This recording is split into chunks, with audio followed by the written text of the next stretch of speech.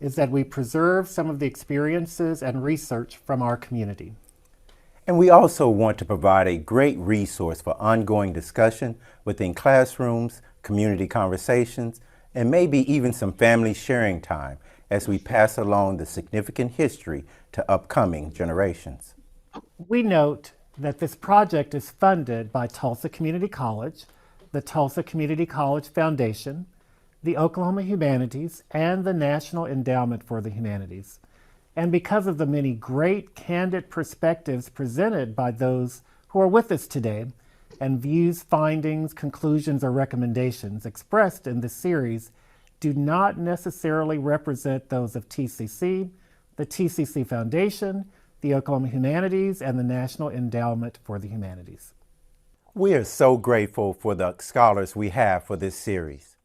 Shirley A. Nero, retired educator, past board member of the Oklahoma Historical Society, noted historian, and Oklahoma Black Towns tour guide. We have Dr. Vivian Clark Adams, retired Tulsa Community College educator, noted historian, and commissioner from the official Oklahoma Commission to study the Tulsa Race Riot Massacre of 1921, along with Jimmy White, a retired educator from Connors State College, noted historian, and commissioner from the official Oklahoma Commission to study the Tulsa Race Riot Massacre of 1921.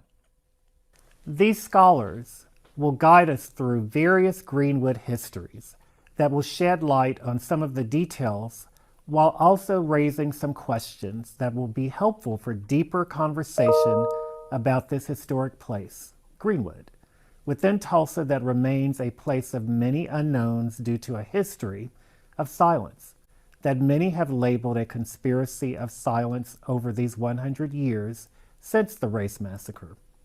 And we must say, as we enter these discussions, that we are talking about the rich legacy of Greenwood since 1906, not just the 18-hour episode of shame between May 31st and June 1st that we know as the race massacre, or what some would call a race war or a pogrom.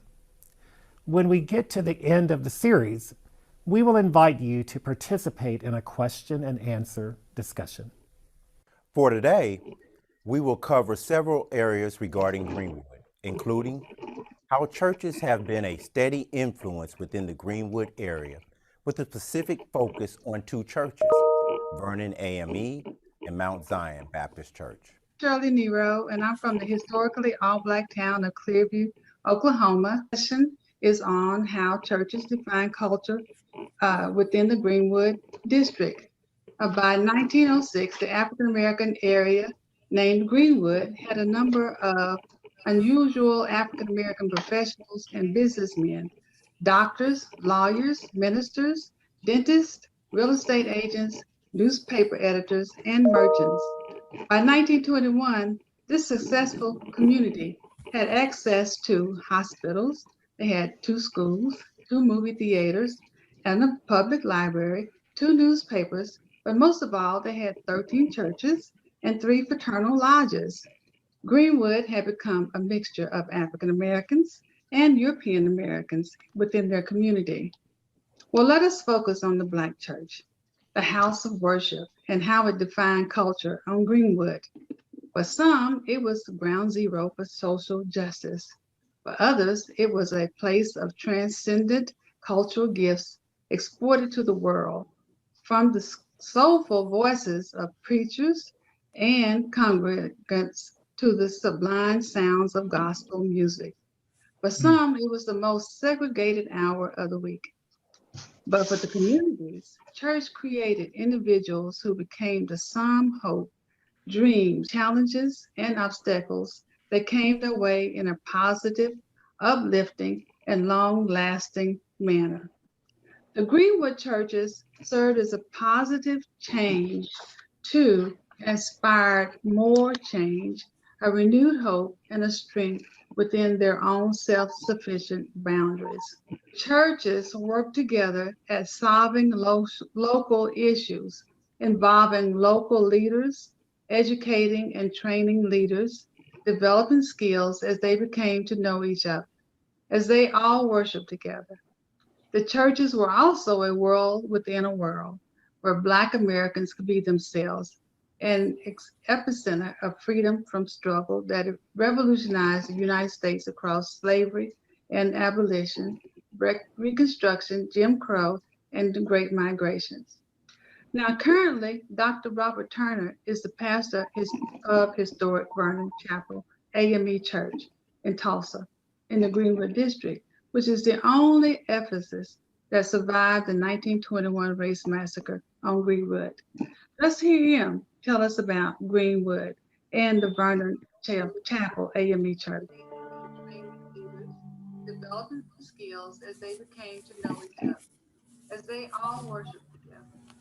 The churches were also a Hi, welcome to Historic Vernon African Methodist Church, the grandmother of Greenwood. We've been here since 1905 and in this current location since 1908. We have withstood the test of time through the tornadoes, through the terrible 1921 race massacre, through urban renewal, or we call urban removal, through the building of the interstate highway. We have stood the test of time and remain here in this very spot. We are the remnant of Black Wall Street. Our membership just turned over 115 years of age now, and our Faith Hall was built in 1959 under the administration of Reverend Ben Hill, who was also the first Black elected to the state legislature in Oklahoma. It was the site of the first Head Start here in Tulsa, the only site in Tulsa outside of a jail or hospital that's been open every day since COVID-19. We have, by God's grace, been able to provide over 260,000 meals to people in our community. This sanctuary that I'm standing in right now was built by the survivors of the 1921 race massacre. Everything here, even the ground that we're standing on, was built by the survivors. Our basement that we have right underneath the sanctuary is the only thing on Greenwood Ave that survived the race massacre that we still have today. When I say our basement is the only thing left standing on Greenwood, this picture puts that into context. This picture also shows the devastation by fire that occurred right here at this church. One may ask, why didn't the fire spread? Well, we have the reason why the fire did not spread, and which would allow people to hide in this basement. So when I told you earlier about why the fire didn't spread, it's because this obviously was before air conditioning. This wall went here all the way over to this. So the fire on this side of the wall spread over here. It is the refuge room, is what we call it, where people sought refuge from the massacre. And in 2003, because the city of Tulsa knew the history of this church, they wanted to buy it. We were going to build this church with the money.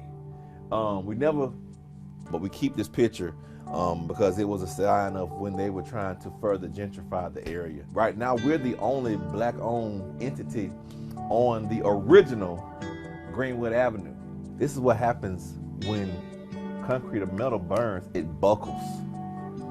And in 1995, when we did renovation to the basement, they just painted over it. Because oftentimes when you have a difficult event that happens in your life, either you choose to prosecute or fight, or you choose to forget about it.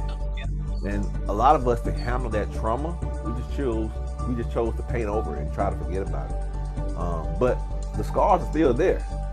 This picture right here shows one of our survivors that was a member of this church, Robert Fairchild. He was a survivor, and this is a bio that he wrote about himself. In his bio, nowhere does it mention he was a survivor of the race massacre, because to him and to men of that generation, they still suffered trauma from it. They never saw justice. This picture shows the namesake of Vernon, Dr. William Tecumseh Vernon. He became the first Black Register of Treasury appointed by President Theodore Roosevelt. I always tell people, don't take my word for it. This cornerstone that was placed here in 1954 came off of the church that was here in 1908. This cornerstone was laid by survivors of the race massacre. Vernon was like the church for Greenwood. We had members such as H.A. Guest, who was the first Black attorney here in Tulsa. R.T. Bridgewater, who was the first Black physician here in Tulsa. E.W. Vaden, who owned a business with his wife right at the corner of Greenwood and Archer. We have members such as Ellis Walker Woods, who was the first black principal here, founding principal of Booker T. We had some powerful, well-established individuals who were members of this church. Okay, and so during the massacre, they killed, bombed, looted, and then they took the bodies of the people that they killed and dumped them into mass graves. Those folk who were able to survive were sent to concentration camps, and they sent the men and women to different concentration camps all throughout the city of Tulsa. The men ended up getting out roughly around 2, maybe 3 months later, and we have proof that one of the first places the men of this church came after the race massacre of 1921 was right here to this church. These black men who didn't wait for anybody else's help, who didn't plead and beg with anybody for help, came out on their own and rebuilt this church. All right, so these chairs are the original chairs of our basement. Remember, sat in as we were waiting for the sanctuary to be built. Survivors sat in these very chairs. We have actually 36 of them left, and we have pictures to verify the age of these chairs, dating back to 1957 even, with these young ladies and men who are now great-grandparents sitting in these chairs. Now you see our marquee light. This light was built in 1949 during a time when the city of Tulsa refused to put any public dollars in the black community. So the members of our church got tired of pleading with the city of Tulsa and said, you know what, forget it. We'll build our own light. And they put this marquee light up, which is now the oldest marquee light in Tulsa. And we're the only church with a marquee light. To me, this place is the most historic spot in Tulsa, definitely one of the most historic places in Oklahoma. And if you have not come, please, sir, and please, ma'am, come by. We'd love to have you. If you are not comfortable coming out, we do live stream service because there is a limit on how many can come inside our sanctuary due to COVID-19 restrictions. But we offer live stream opportunity on our website at vernoname.com, and we would love to have you. God bless you.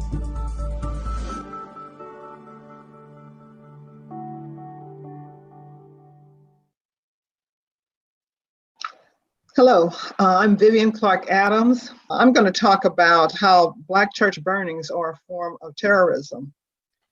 The FBI defines domestic terrorism as violent criminal acts committed by individuals and or groups to further ideological goals stemming from domestic influences such as those of a political, religious, social, racial, or environmental nature. This definition, FBI definition, definitely accurately describes the terrorism against Black churches as evidenced in church burnings.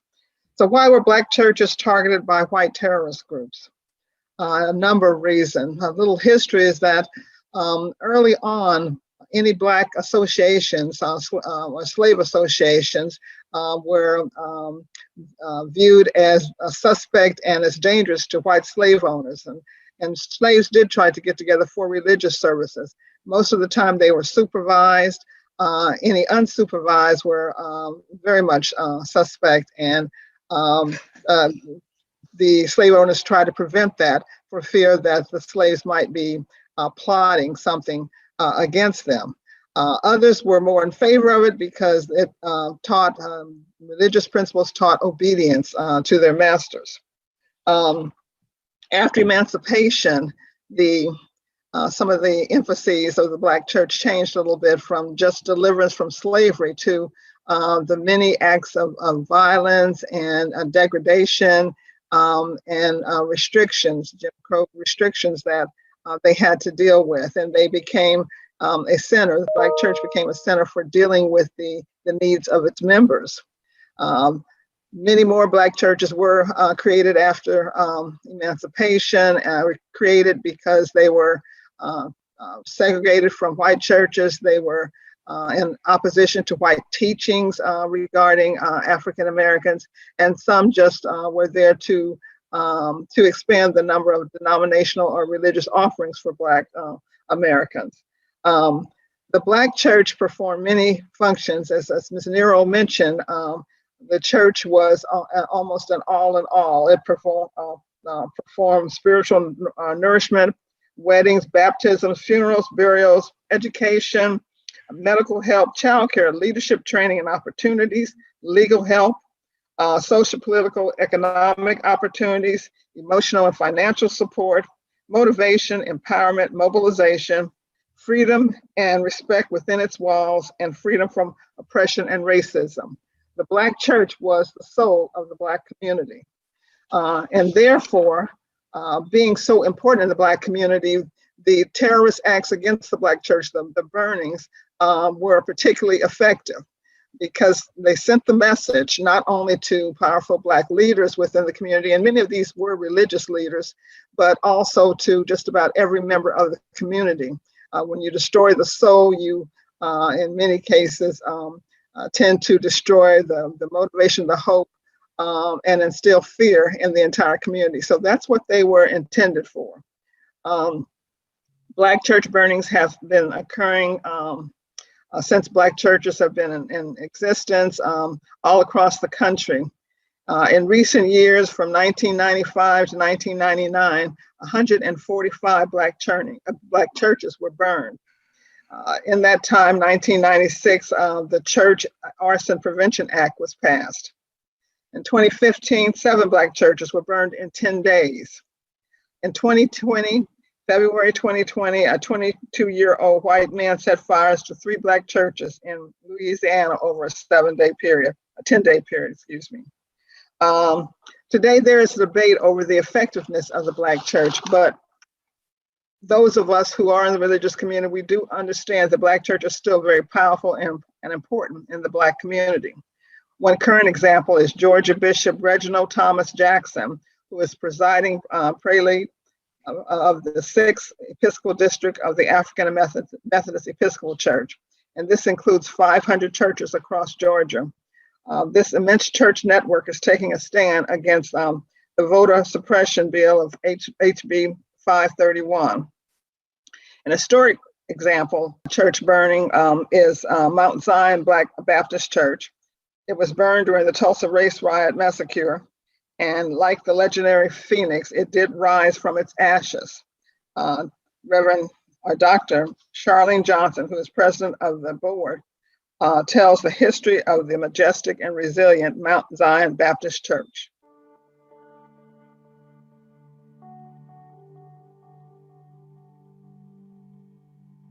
Good afternoon. I am Dr. Charlene Johnson.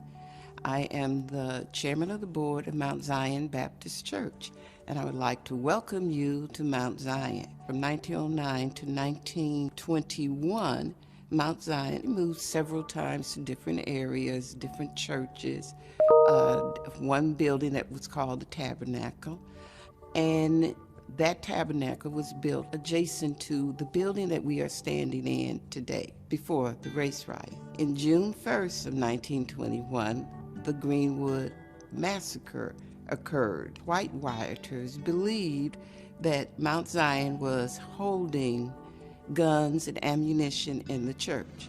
Therefore, the church was burned and bombed, along with several other acres of the Greenwood area.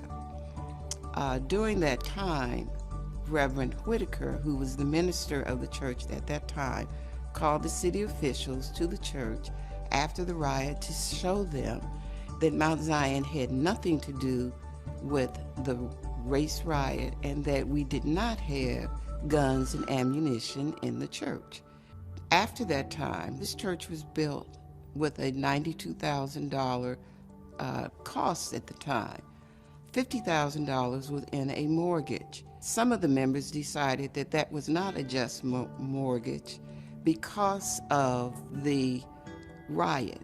As we went to the insurance company to pay off that mortgage, the insurance company said because it was a riot that the insurance would not be valid. Some of the members decided that it was a just debt and that they would pay that debt off, which did split the church.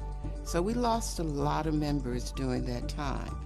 So from 1921 until 1937, the debt was paid off. In 1937, Reverend Whitaker held services in the basement, which is what we call J.H. Dotson Hall now. The services were held in the basement of the church. It was just a dirt floor at that time, and services were held in the basement of this church until 1952, actually, when the new church that we're standing in now was finally constructed. The stained glass windows were ordered and shipped in this edifice from Germany in 1952. The historical designation of the church was given to us in 2009 by the state of Oklahoma, and then in August of 2009 by the National Historical Registry for the rebuilding efforts of Mount Zion in the Greenwood community. We would love for you to come by and visit the church, see the historical significance of rebuilding in a community that was destroyed by the riots in 1921, and see how this community is continuing to grow. You can contact us at our website, which is mountzionbc.org, in Tulsa, Oklahoma, at any time to find out any more information that you may need. But please come by, contact us. We would love to have you here.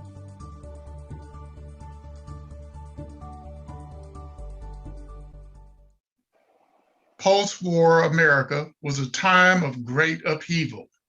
Blacks and whites of the South moved west for a new start. The slaveholding tribes that had been defeated and portions of their land taken away by the federal government as punishment for their war against them. Many all-Black towns had been established prior to the war, but April 22nd, 1889, Indian Territory was open to settlement, and soon there would be over 50 all-Black towns established in the territories of Oklahoma and Indian Territory. The most famous of these all-Black towns were Langston and Bowling. However, there were large Black communities within the most populous cities of the state: Guthrie, Muskogee, Oklahoma City, and Tulsa.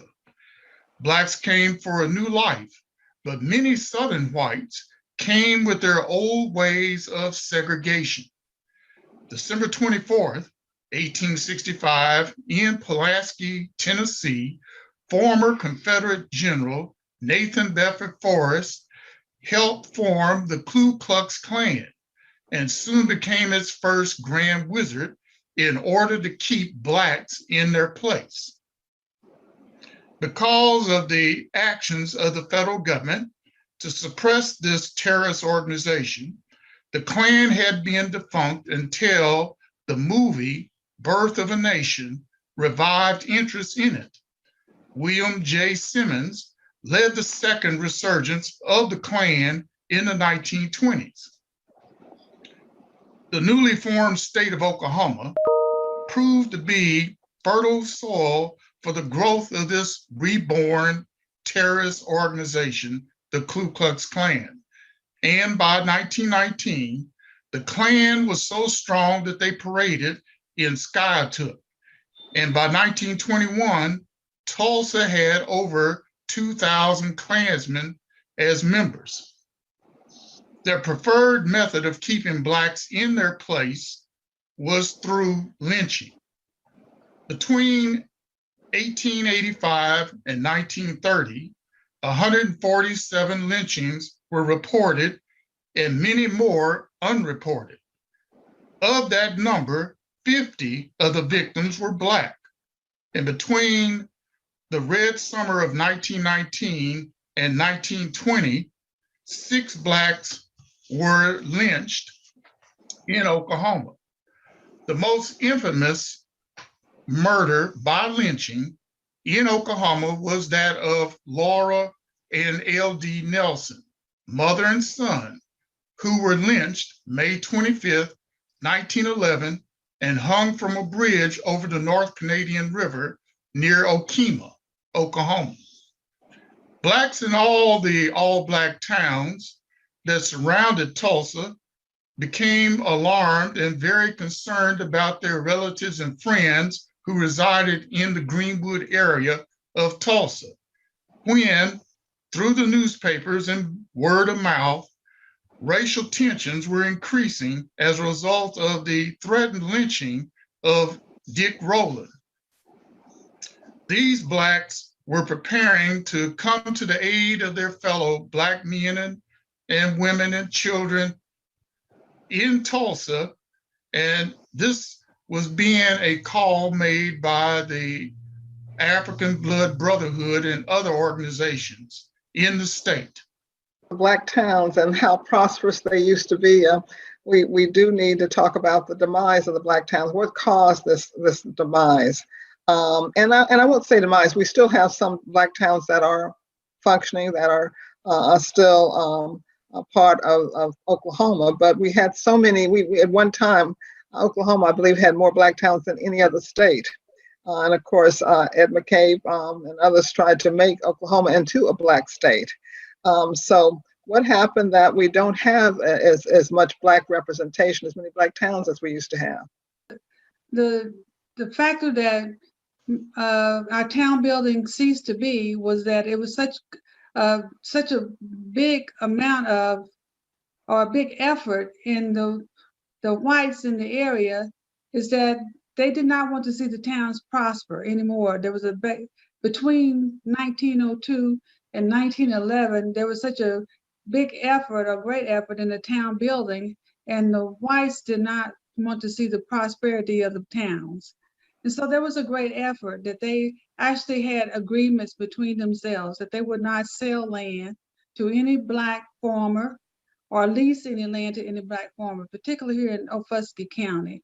So there were those efforts, agreements that were drawn up between each of the landowners that had land, that they would cease to sell land or lease land out. And so there were scare tactics, such as the Laura Nelson, the hanging of her and her son. So those were scare tactics, segregation, the Jim Crow laws, all of those things began to rise up and frighten the Blacks to stay in their own place. So that was an effort to cease the building of towns after 1911. Now, Jimmy, you may want to add some more, since there's something that you were saying. Yes, the all-Black town movement, or the Exodusters, Blacks in the post-Civil War period were being horribly treated. As I said, lynching is the preferred method of the white supremacists to keep Blacks in their so-called places.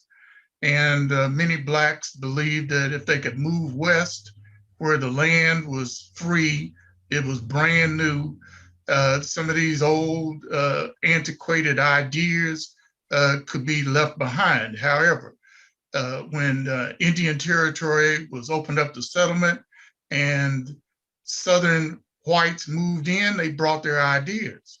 And so the all-Black towns prospered because of segregation to a degree, because they had to rely on themselves to produce everything that they needed. And so Black farmers became very prosperous. In his book, Rope and Faggot, Walter White of the NAACP investigated many of the lynchings and discovered that in almost every case, they used some criminal activity of rape or stealing to justify the lynching, but the true cause was prosperity, jealousy for the Black farmers becoming more prosperous than their counterparts. And in order to keep them in their place, to oppress them, they used these terror tactics of lynching. Therefore, in Oklahoma, we're going to see, as I said earlier, several lynchings occur in Oklahoma. And then the summer of 1919, after the Great War, to make the world safe for democracy had been successfully fought, and Black veterans come back, they're demanding their rights that they gained for the Europeans. And once again, we're going to see white supremacists try to hold these Black men down through night riding terrorist organizations like the Ku Klux Klan. And so the Black towns were quite prosperous, and the Black communities, such as Greenwood, were also quite prosperous because Blacks had to rely upon themselves for their survival. I think we see the most disruptions in terms of riots, in terms of lynchings and anything else regarding Black towns and Black areas when they are prosperous. There is the jealousy and the hatred and the desire not to see a Black prosperity. I think it's been a dilemma for white Americans for a long time to preach the inferiority of Blacks, but when they see Blacks succeed and succeed extremely well, then there's the intention of putting obstacles in the way to make sure that even though they're inferior, they don't succeed.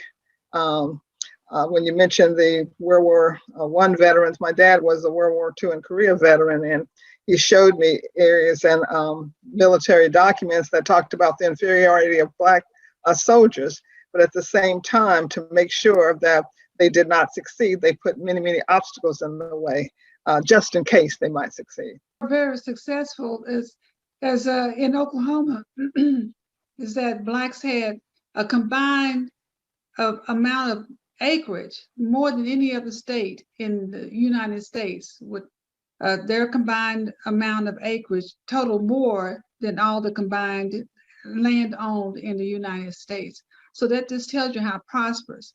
And many of the Blacks owned land that was underneath them in mineral rights, minerals, oil, gas, and that was something else that the whites wanted, was their land, because if they had the mineral rights to their properties. And that was something else that was very successful. Some of them became very wealthy because of their mineral rights. And that was another cause of them taking away or gaining part of the Blacks' lands. And plus, they're also in the Oklahoma Territory. Many of the Blacks were in the land runs and had gained much land in that area, in Oklahoma Territory, and of course the freedmen that gained land from the Indian tribes. As Dr. Clark had said, the whites were trying to paint Black people as being inferior and incapable. However, in Oklahoma, these all Black towns proved quite the opposite. Mrs. Nero's hometown of Clearview, the Blacks there established a college and other businesses, not just farming, but other businesses. My hometown is of Langston is known for its university system. There were banks established in towns like Boley. In fact, Boley is quite well known for the Pretty Boy Floyd gang trying to rob the bank, because they knew that those Black farmers had money in that community. And so what we call soda pop bottling companies, movie theaters, hotels, restaurants, all of these businesses. And then within a Black community like Greenwood, all of these entrepreneurial skills came together to the point that Booker T. Washington, who was leading this movement of self-help through business, came to the Greenwood area and declared it to be the Black Wall Street of the United States. And there were jealous eyes that looked across those railroad tracks and wanted to suppress the Black businesses and self-reliance that they saw growing. We thank you for joining us today, and please look for other events at Tulsa Community College as we engage with our community in discussions such as this one. We give special thanks to our scholars, Shirley A. Nero, Dr. Vivian Clark Adams, and Jimmy White. We also thank our funders, Tulsa Community College, the Tulsa Community College Foundation, the Oklahoma Humanities, and the National Endowment for the Humanities. And certainly, we thank each of you. Please share the knowledge and join us at Tulsa Community College. You belong here.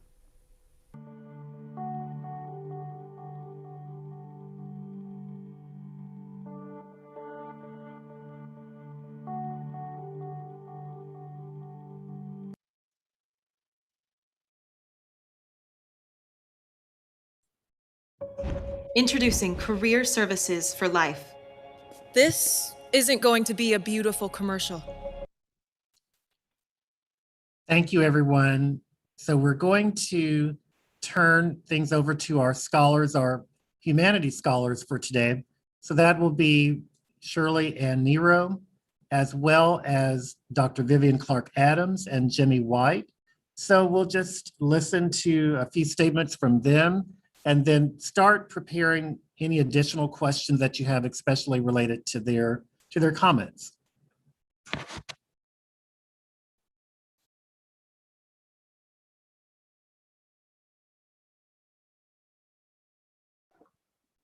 I always forget to unmute myself. Just to start the discussion, I'm going to go back to something that was said yesterday just to provide some clarification and understanding that there are many different views about things. I was going to comment on something Mark Carlson said. He did a great job in his presentation, but he mentioned that that the Home Guard came to Greenwood around midnight and disarmed blacks and took them away so that there was nobody available to fight for Greenwood. Well, that's not the information we got on the Race Riot Commission. Our information was that the individuals in the Greenwood community basically had repelled the white invaders. And around between 12 and 2, around that time, people didn't hear a lot of the fighting, a lot of the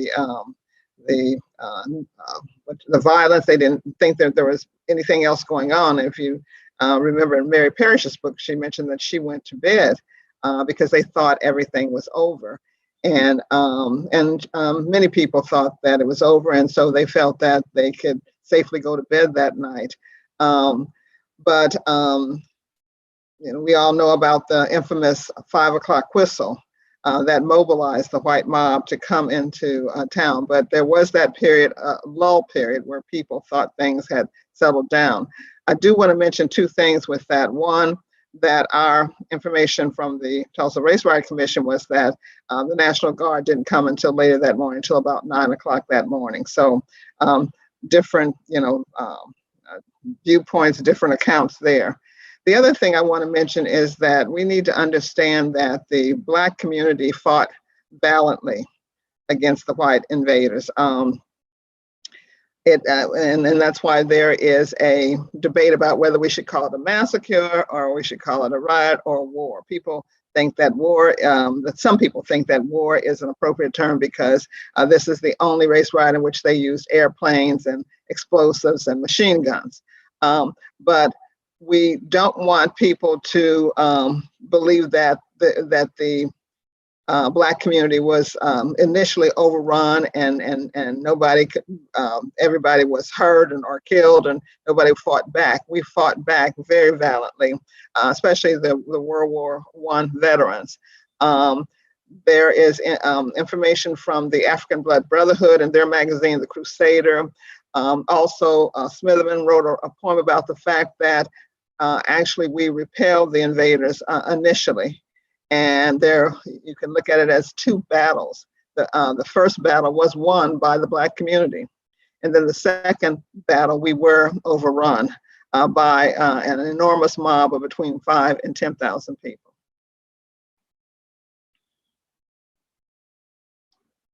Any comments, Jimmy or Shirley?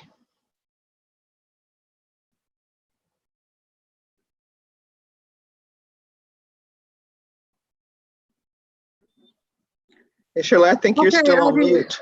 Yeah, they finally let me unmute, and I just want to piggyback on yours. Is that Jim and I were on the Oklahoma Historical Society annual conference today, and there was a professor named Randy Hopkins, and some of you may have heard of him, that he has done extensive research also and has written a very fine paper. And I encourage all of you to maybe look him up.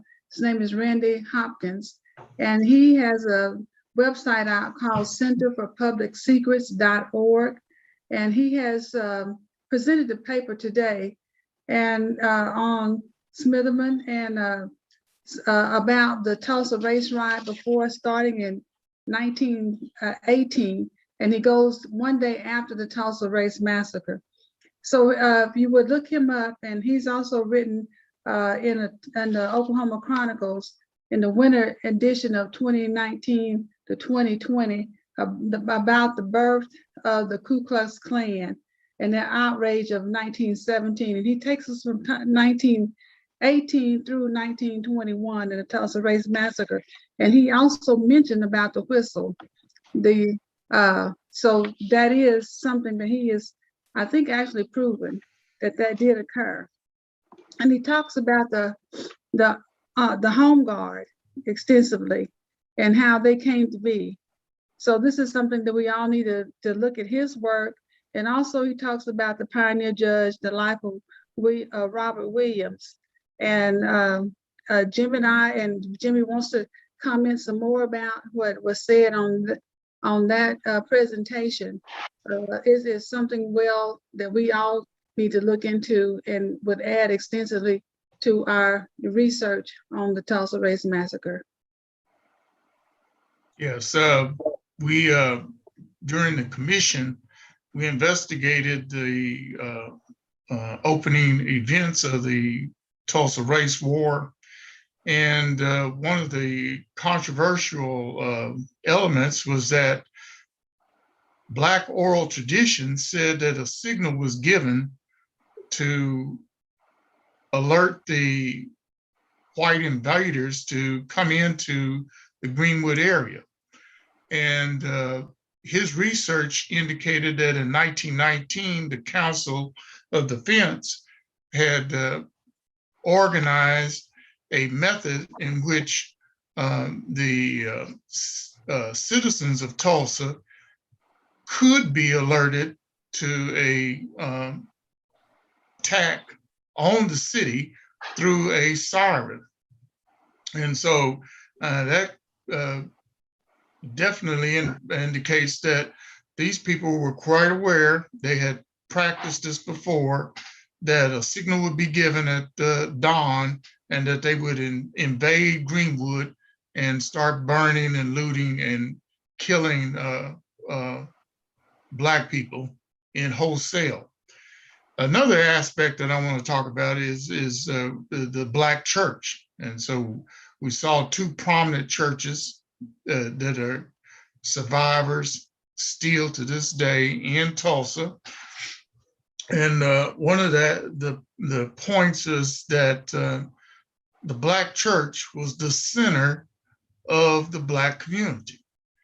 And so it was through the churches that leadership was developed. Many of you know that in Sunday school, they began teaching the very youngest Black children to speak up loudly, pronounce your words correctly, to be fearless in your presentation of ideas to other people. And so through the Black churches, we see people like the Reverend Martin Luther King develop his skills of leadership. And the reason I'm mentioning this is because it would seem odd that Christians, so-called Christians, would go into a community and target Black churches to destroy. But if you understand that the power of the Black community was in the churches, then you can see why Vernon and Mount Zion were destroyed. And so this mob was intent on cutting the heart out of the Black community so that it could not come back. We're getting some questions on chat about a couple of things that we might want to respond to. One is, again, whether or not the appropriate designation is riot, massacre, or war. The official designation now is massacre.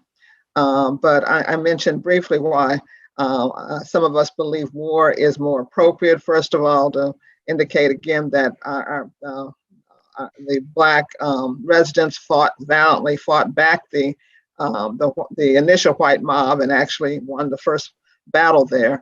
And the fact again that elements of war, machine guns and bombs were used on the Greenwood community, and that had not happened in any other race riot. So for some of us, we would prefer the term war.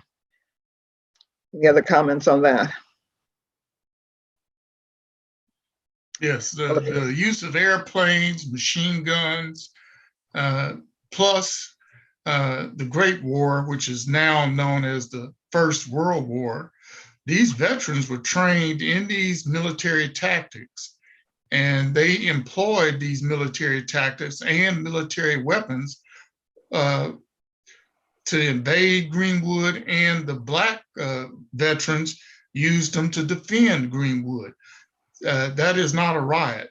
That is clearly a war to me. And as I said, the first battles of the war were won by the Black defenders, and then eventually the war was lost by overwhelming numbers of invaders, and Greenwood was destroyed. So I prefer the term race war, not race massacre. There's another question regarding the number of dead, which is a question we may never be able to answer because most of the victims were not accorded the dignity of a burial, mass burial or any kind of burial. We talked about the fact that there are eyewitness accounts of railroad cars full of Blacks being shipped out of, or victims being shipped out of town. There are accounts of victims being thrown in the river.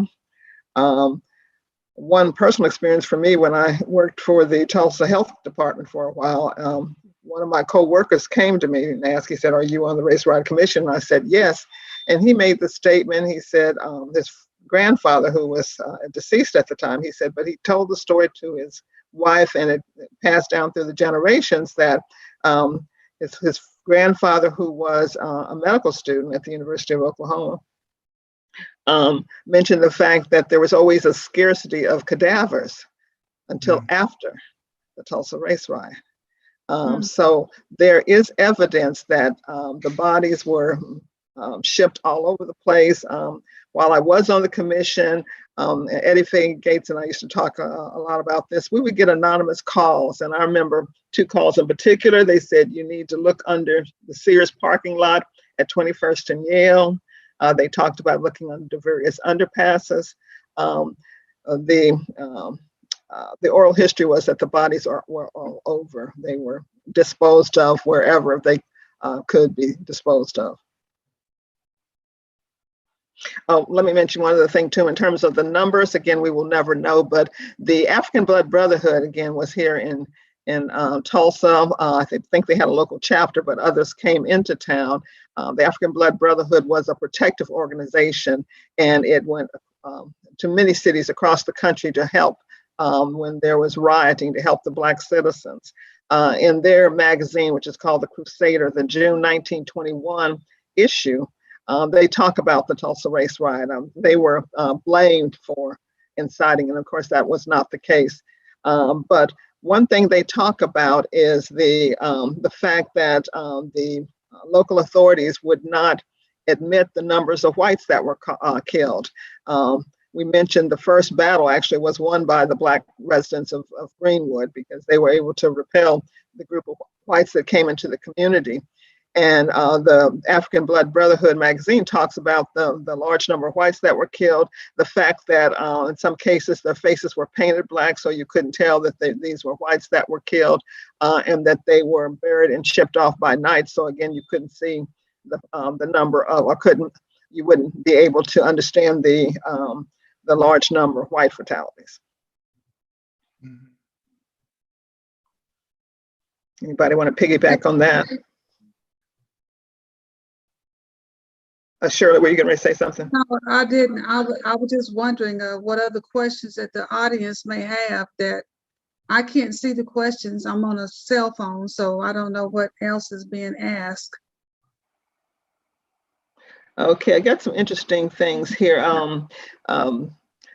The term, and thank you, Chief, you mentioned that it should be just city-sanctioned murder. There are some comments about the whites actually did riot, and I don't see all of them at all the questions at the same time. One is saying because of, this is Alicia Latimer, because of predispositions to assume when the term riot is used, to assume that the African Americans were at fault. The term riot is not the best way to describe what happened, and also riot terminology allowed insurance companies not to pay claims. That's a very good point. The insurance companies would not pay the riot claims because they had the exception of the riot that this would they would not pay claims if it was a riot. I'm looking for other questions here. If you guys just on that point too, during the commission, we discovered that the insurance companies picked who they would not pay claims for, and so the churches, the Black churches, and the Black claims were denied, but for example, the Redfern case, where the sporting goods owners, store owners, they were able to get reparations for their claims made because of the invaders breaking into their stores and stealing weapons and ammunition. They were repaid, but all the Black claims were denied. Okay.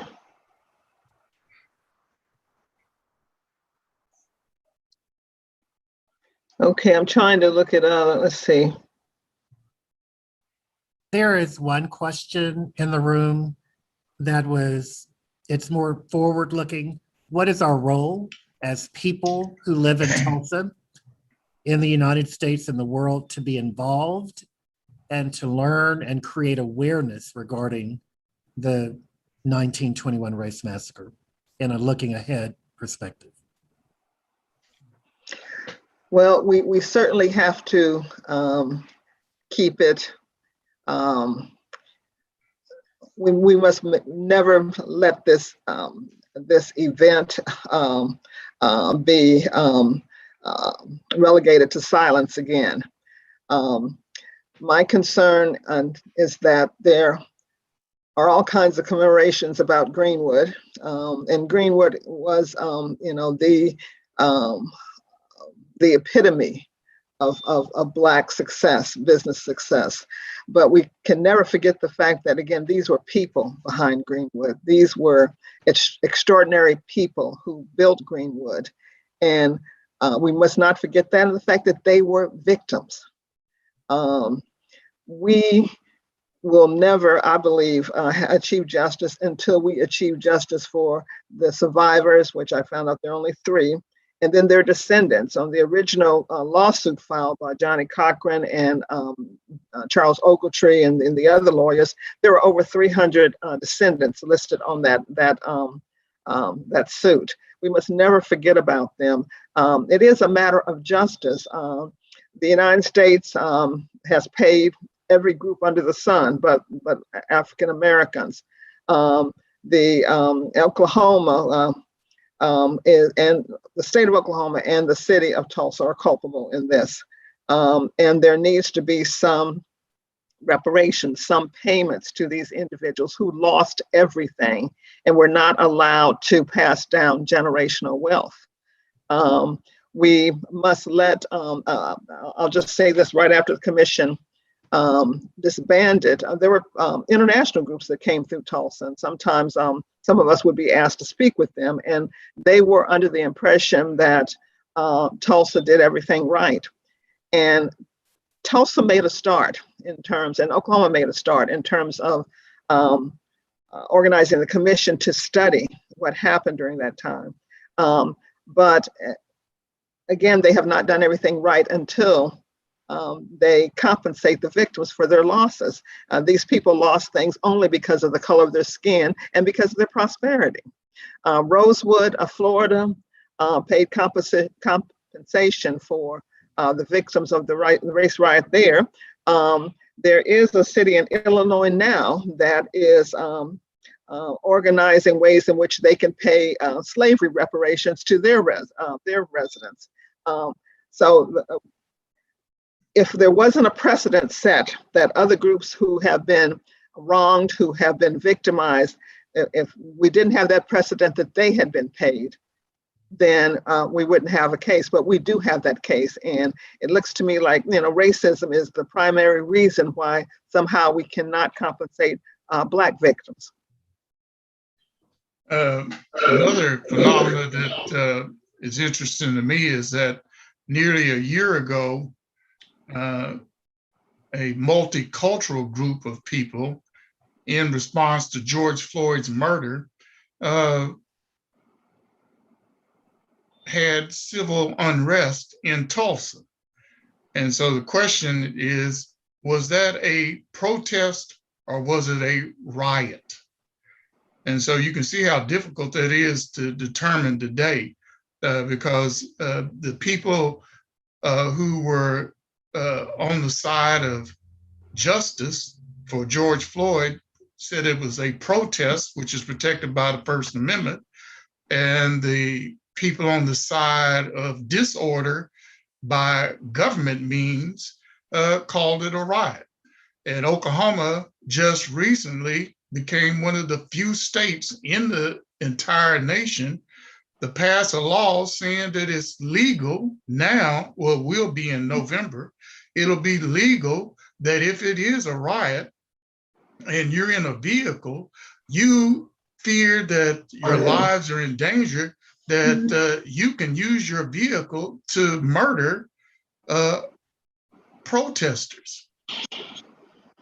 And so you talk about today, and I haven't seen very much protest about this new law that the state of Oklahoma has just recently signed, and it will go into effect. And so here we are today. We have the example of the 1921 race war, and we're in the 21st century now, and still this state is passing laws that will curtail the activity of people who say that there is something wrong and we want to try to right it.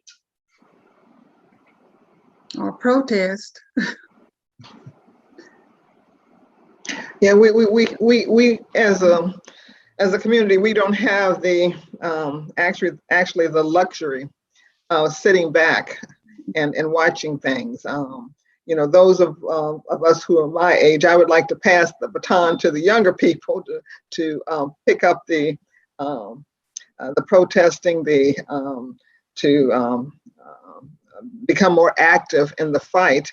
The fact of the matter is, even though things are changing somewhat, the murder verdicts against Chevin may be hopeful, but our fight is far from over in terms of Black equality and Black justice. So part of what we're going to do as as residents of Tulsa, probably what we need to do is continue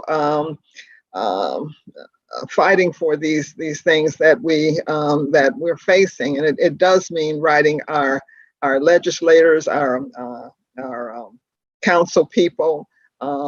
It may involve writing letters or whatever. We've got to keep it in the forefront, and if enough of us continue the fight, then somebody's going to pay attention.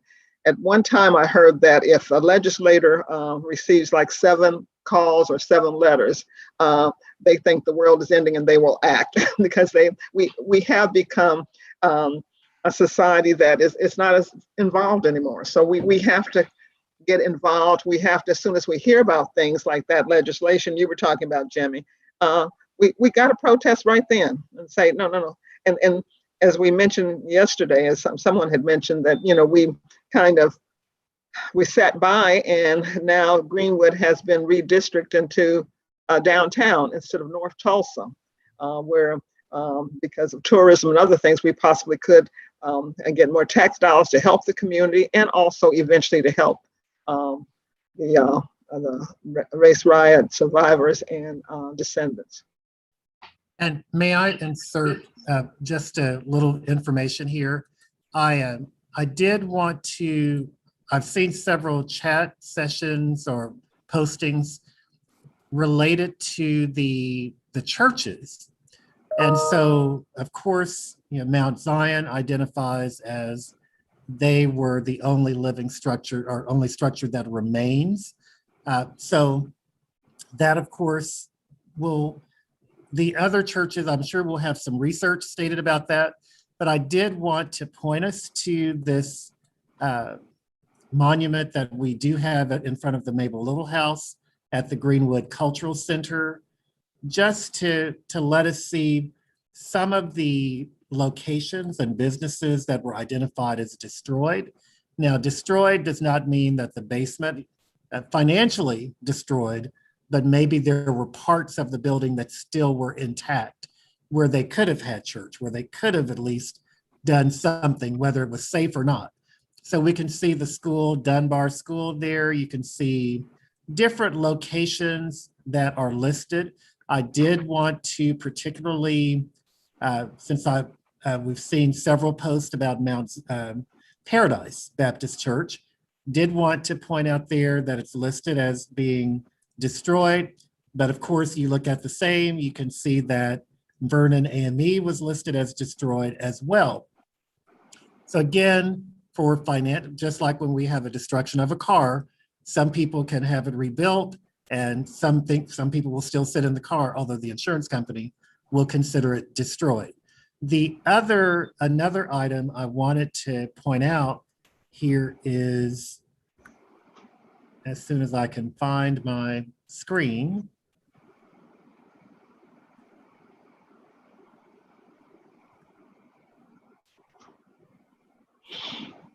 we do have other, I wanted to go back to Booker T. Washington.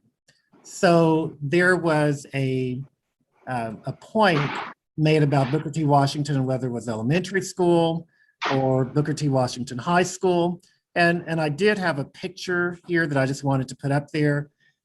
This is the monument that is in front of OSU Tulsa.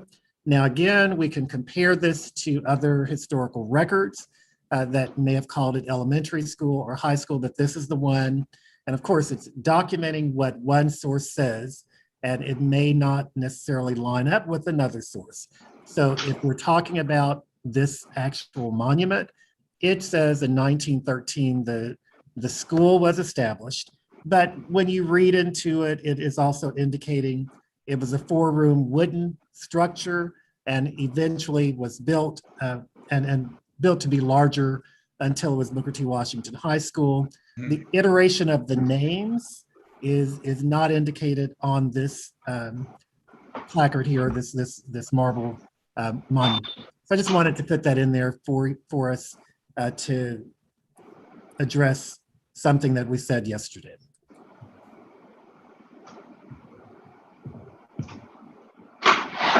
The conversation is great, so I do want to point that out. What we want to do is get more conversation. compare the information. And so I really want to thank the scholars for today, Dr. Adams, Ms. Nero, and Mr. Jimmy White. They have done an outstanding job of preparing in terms of for this moment. And if you have any last remarks, we're just going to, it is 2:06. So if you take maybe a minute to close us out, and then we are going to let people go for today. And we look forward to tomorrow, where we will talk about additional issues, including how centers are preserving the history. So if you just close us out, we will be about the rest of our day. Well, okay. For me, I would like to thank everyone for joining us today. And if we see some questions that have been posted that were not answered, then we will we'll address those tomorrow. And I appreciate everyone for joining in. And hopefully you enjoyed the presentation today. And again, we're waiting to see you again tomorrow. We appreciate your attendance. I'd like to also say thank you for being a part of this, and the dialogue has been great. I still haven't seen all the questions. I'm still trying to learn how to navigate the chat screen, but some very good questions and very good comments. And this type of dialogue, it's never a one-way dialogue. We learn from everybody. And we need to keep that dialogue going. And I really like the question about what are we going to be doing as residents of Tulsa. We need to continue to be a part of what's happening and monitor the situation and be a part of changing things that are not good for the Greenwood and North Tulsa communities. I also want to thank everybody for giving us this opportunity to talk about our past. But the main point is that what good is knowledge of the past if we don't apply it to living today? And that's the reason I brought up that we have a situation now where things are being done that are regressive in the state of Oklahoma right now. But we are armed with the knowledge of the past of what can happen if this regression continues. And so we need to become active when we see something is wrong.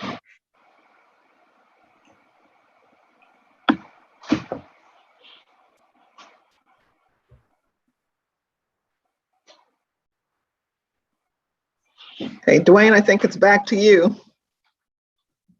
Thank you very much. We appreciate you all. And so we're going to close out with music, and thank you for today. We will start tomorrow at 1 o'clock. And so thank you again to the scholars. Thank you to the participants, and of course, our funders. And we definitely want to acknowledge the reason we're doing this is because of the Greenwood contributors to making the dream come to life. And we also want to acknowledge the survivors and their descendants, and just thank you for letting us be vessels to share this history that everyone needs to know. So we will just close it out.